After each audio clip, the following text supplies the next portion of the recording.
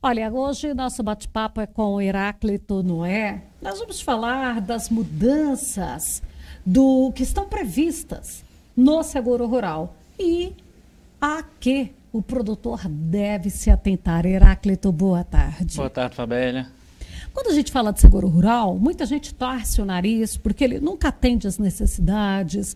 É aquela situação assim, tem alguns talhões que foram problemas, mas aí só vale para a média geral, não vale para aquelas áreas que foram atingidas ou afetadas. O que é que tem previsto aí? Se a gente for analisar, a questão do seguro rural, seguro agrícola, é semelhante um pouco do que acontece com o seguro de veículos, né? Na hora de contratar, quando aquele seguro é um seguro contratado por empresas privadas, né, seguradoras regulamentadas, na hora de contratar, geralmente você, às vezes, não se preocupa tanto com cuidado, às vezes você vê mais a questão do valor, né, na hora da contratação, e não daquela, digamos assim, do histórico da cobertura, daquela empresa, se realmente quando você precisar. Então, a principal dificuldade é que quando você precisa acionar o seguro, começam a surgir as dificuldades, né? Exigências, às vezes, que estão previstas no contrato, nas apólices. Algumas vezes a seguradora faz umas exigências que não condizem com a realidade para realmente dificultar. E sempre quando a gente tem uma situação como nós estamos tendo agora, que não é um fato isolado pontual, mas atinge um número maior de produtores, a tendência é você ter uma negativa geral e eles ficam se pegando em detalhes, né, para poder negar a cobertura. Então, o que é que o produtor tem que estar mais atento? Primeiro, na contratação, ele verificar realmente que tipo de cobertura aquelas apólices vão estar trazendo para a sua lavoura. Em segundo lugar, ele ter o quê? Se documentar de tudo, né? Com os laudos de assessoria técnica agronômica, do que foi feito, do manejo que foi utilizado, que tenha sido feito dentro das janelas, né, recomendadas, dentro do padrão que é recomendado, porque a maioria das apólices determina o padrão de como você vai estabelecer naquelas áreas, datas, tipos de sementes que vão ser utilizadas, enfim. E você, mesmo seguindo isso, provando que, por exemplo, a frustração da sua safra foi efetivamente em decorrência do clima, você tem que estar munido de documentação para isso. E não basta, que esse é um detalhe, muita gente pega, por exemplo, notícias, reportagens do município X, houve inclusive decreto municipal de calamidade, e junta reportagens e mostra problemas climáticos de uma forma geral naquela cidade ou naquela região. Isso é importante num contexto geral, mas além disso, os tribunais têm entendido que você tem que fazer prova da sua área específica. Então não adianta você juntar reportagens, informações do município, isso é bom para dar um contexto, mas você tem que falar da sua área. Então você tem que ter imagens, laudos, sabe? Provas produzidas mostrando que a sua área realmente foi afetada. E é importante também que você antes, o recomendável é o quê? A área está apresentando esses problemas, você já está verificando com a sua assessoria agronômica que vai enfrentar isso, que você faça laudo sobre isso, documento com imagens e requeira aos fiscais do banco ou da seguradora que você contratou para que eles façam o laudo antes da colheita, né? Isso é o ideal, para que eles possam realmente documentar isso para quando você for acionar o seguro. Era esse ponto aí que eu ia tocar, né? Que é desse registro ali durante.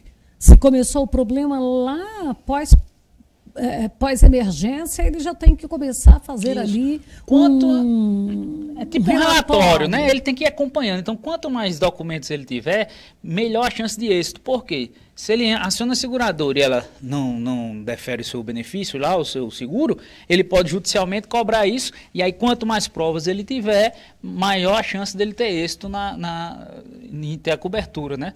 Daquele problema que ele tem enfrentado. Então essa documentação é muito importante e que faça menção aos detalhes da sua área. Imagens, fotos, laudos, né, relatórios, enfim, e que eles, quando ele verifica, sua assessoria está verificando que não foi como esperado a produção, não vai ser, e aí antes mesmo da colheita ele chama o fiscal da instituição financeira, da seguradora, para que acompanhe junto com ele esse laudo que eles vão fazer para poder acionar o seguro. Ali ele pode ter um suporte tanto agronômico quanto jurídico. Exatamente. Para poder fazer as orientações, porque o agronômico vai fazer ali da condição da lavoura. O jurídico vai verificar as documentações necessárias necessárias em cada momento. O que a seguradora às vezes alega a falta de cumprimento de algum requisito para ter o seguro, e aí você vai demonstrar que foi cumprido. Às vezes há um erro de interpretação numa cláusula contratual, então é bom que ele esteja bem assessorado para não ficar no prejuízo. E se mesmo assim a seguradora negar a cobertura, judicialmente é possível forçar que eles paguem aquele seguro. Agora vamos lá para o começo. A gente tem o hábito de pegar aquela pólice e só assina porque ela é gigante, letras minúsculas. Vou falar a verdade, gente, nós não lemos uma apólice de seguro. Esse é um grande problema, né? Assim, e o que é que, se você não for ler toda, e às vezes você não tem um conhecimento jurídico para dizer assim, para entender todas as cláusulas, mas o que é mais importante que você, se eu for escolher alguns pontos cruciais de você ler, primeiro, são a cobertura do seguro. Quais são os tipos de sinistro que aquele seguro está cobrindo? E aí, geralmente, ele traz o que ele está cobrindo.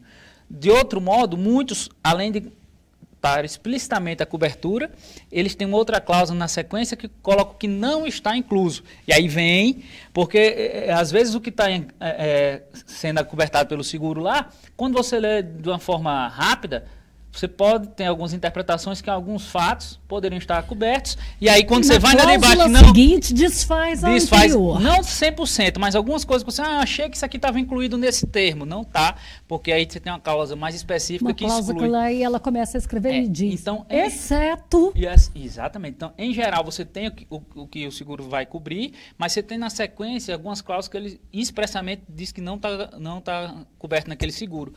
E como o seguro, e aí a gente tem uma diferença, os seguros mesmo agrícolas, eles são uma contratação, digamos assim, com empresas privadas, que são regidas pela SUSEP, essas apólices podem ser modificadas. Então, essas seguradoras, você pode, uma determinada cobertura que está fora, você pode incluir, adicionar aquela cobertura, se há aquele risco, à sua apólice, e você poder, ou retirar alguma que não tem aquele risco.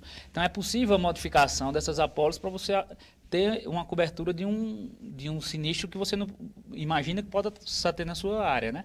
Então, é bom observar isso. Primeiro, o que cobre e o que não cobre. Em segundo lugar, os seus deveres, né? O que é que você tem que observar para que seu seguro seja válido? Em geral, são as regras técnicas ali do manejo da sua área, para que você não infrinja nenhuma técnica daquela, plante dentro das recomendações e a sua lavoura esteja assegurada.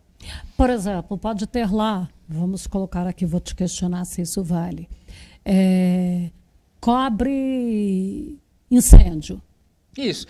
Aí vem embaixo, se for de causas naturais. Às vezes esse incêndio está vindo do lado de longe e tudo, e passa pela minha lavoura. Exato. Então tem situações que a cobertura e o que não cobre parecem... frustração de lavoura, problemas climáticos, excesso. Aí tem uns que cobrem, por exemplo, frente frias, excesso de vento, e outros não cobrem incêndio. Né? Outros incluem o incêndio por causas naturais ou não. Então aí você vai ter essas delimitações. Né? E aí, até uma coisa interessante, que você até mencionou, está havendo agora recente essa discussão da alteração, né, em alguns pontos do seguro agrícola. E nesse ponto, o que é que as pessoas devem observar? Existe o Programa de Garantia da Agropecuária, que é o chamado PROAGRO, que é governamental, e existe o seguro agrícola, que é da área privada. A mudança que eles estão querendo ocorrer é que quem contrata o PROAGRO, ao invés de contratar o PROAGRO, que parece um seguro, mas não ele garante a atividade agropecuária, e o governo incluiria os beneficiários do PROAGRO no PSR, que é um programa de subsídio do seguro, ou seja, ao invés de eu pagar, como é que funciona o PROAGRO hoje? Eu vou tomar um custeio rural dos R$100.000. E aí, para eu não contratar um seguro propriamente dito, eu recolho uma alíquota ali, vai de 2% até 8,5% em média, depende do tipo de cultivo, mas a maioria em torno de 2% do valor. E caso eu tenha os problemas climáticos, aquele PROAGRO vai cobrir o meu custeio, o meu financiamento lá que eu tomei junto ao banco. Só que quem paga isso é o governo diretamente, né? O Tesouro Nacional que faz esse pagamento mediante a contratação do PROAGRO. Não é nem a contratação, mas o pagamento dessa taxa de 2%, que varia até 8,5%. o que eles estão prevendo é que, em vez de o governo atuar diretamente com o Proagro, essas pessoas migrem para contratar um seguro agrícola, e aí, através do programa de subsídio do seguro rural, o governo ia subsidiar a contratação, ou seja, você vai contratar um seguro que vai ser coberto por uma seguradora privada e o governo vai subsidiar parte disso para diminuir o valor da contratação, mas aí o governo não vai pagar. Quem vai pagar é o Banco Central, as seguradoras que são conveniadas. Então, você tira, digamos assim, aquela responsabilidade direta do pagamento do Proagro pelo governo. Né? Isso é melhor para as contas públicas do governo, porque não vai sair dele esse recurso. Ele vai estar subsidiando que o produtor contrate o seguro previamente. Aí vão ter essas diferenças. Né? Por exemplo, o Proagro não cobre incêndio, o Proagro não cobre diversos, digamos assim, sinistros que são cobertos pelos seguros agrícolas normais. Né? É bem mais limitada a sua contratação, as cláusulas são bem mais rígidas, então realmente tem gente que acha que está com seguro agrícola, mas se for só o do Proagro, ele é muito mais limitado e de menor cobertura. Então tem essas diferenças também. O Heráclito, e, por exemplo, esse exemplo já foi real aqui em Jataí. Está vindo tudo bem.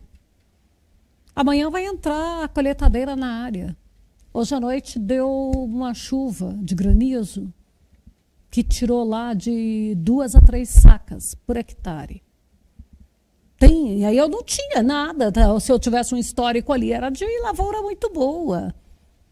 Eu consigo fazer esse pedido aí, fazer Isso, também consegue, porque assim, quando a gente fala de um evento, aquele evento ele pode ser um evento, digamos assim, você tem um médio prazo para você verificar, como nós tivemos aí veranicos, ausência de chuva, então é algo que você consegue ter um relatório mais prolongado, mais detalhado. Mas há eventos que são quase que instantâneos. Por exemplo, uma geada, uma coisa nesse sentido. Ela ocorre num dia e às vezes põe a perder 20%, 30% da sua produção. E aí você tem que documentar naquele momento. Né? De granizo, é muito comum que ele ocorra ali numa faixa e dali 100 metros não teve nada. O outro de cá também não teve nada. É aquela rajada que passa em uma determinada direção. E assim, outro detalhe que as pessoas têm que se atentar. Hoje em dia, quando a gente fala de seguro rural, o seguro agrícola, enfim, nós temos mais ou menos, em média, umas 8 modalidades de seguro. Então, tem seguros que você contrata para garantir, digamos assim, o reembolso ou o pagamento de verbas de custeio. Tem seguros que têm a ver com os bens da sua atividade rural, para garantir, por exemplo, maquinários, equipamentos. Tem seguros que envolvem animais, né? Tem seguros que para garantir, por exemplo, o cumprimento de CPRs, né, de penhores, enfim. Você tem que verificar no seu caso qual é o mais adequado e que tipo de contratação você fez. Porque em alguns casos o seguro vai garantir um mínimo, por exemplo, do custeio da sua área. Então, se você teve um custo de X de plantação, ele garante o cumprimento daquele custeio. Mas ele não garante, por exemplo, a diferença entre o custo que você teve e o que você teria se tivesse produzido 100%, que seria, digamos assim, o seu lucro, né? O que passa disso daí. Isso pode ser contratado, depende da pólice que você vai adequar. Na maioria dos casos, o seguro ele vai garantir pelo menos a cobertura do que você teve de custos para ter a safra ali produzida, né? O mínimo do que você gastou de custos operacionais e o custeio mesmo para você conseguir plantar e colher. E se eu quiser levar a apólice para o meu advogado dar uma avaliada? Sempre é o mais indicado, né? Porque hoje em dia você tem no mercado muitas seguradoras operando, né? E é igual eu digo sempre, por exemplo, da seguradora de veículos, porque é mais comum, é mais usual. Então você tem diversas seguradoras, se você for fazer um orçamento, você vai ter 10, 20, 30 propostas. Às vezes você contrata pelo preço, mas não verifica se aquela seguradora, quando você precisa acionar, será que ela tem uma resposta rápida, ela tem muita reclamação, ela dá muito problema para cobrir os prejuízos? Muita gente faz isso com o veículo, que tem um valor às vezes bem menor do que o que você tem na lavoura. Então, antes de contratar o seguro, além de analisar aquela apólice em si, verificar se aquela seguradora, qual é o histórico dela. Ela costuma realmente pagar os sinistros, costuma gerar dificuldades aos seus segurados e você analisar realmente o custo-benefício disso, né? Bom, já 12h29, nós vamos encerrando por aqui. Eu quero agradecer a sua participação conosco. Obrigado, Fabíola. Estamos sempre à disposição quando necessário. A qualquer momento a gente te aciona mais uma vez. Não é acionar o seguro, não, mas é quase um seguro. Porque traz as informações importantes. Muito obrigado.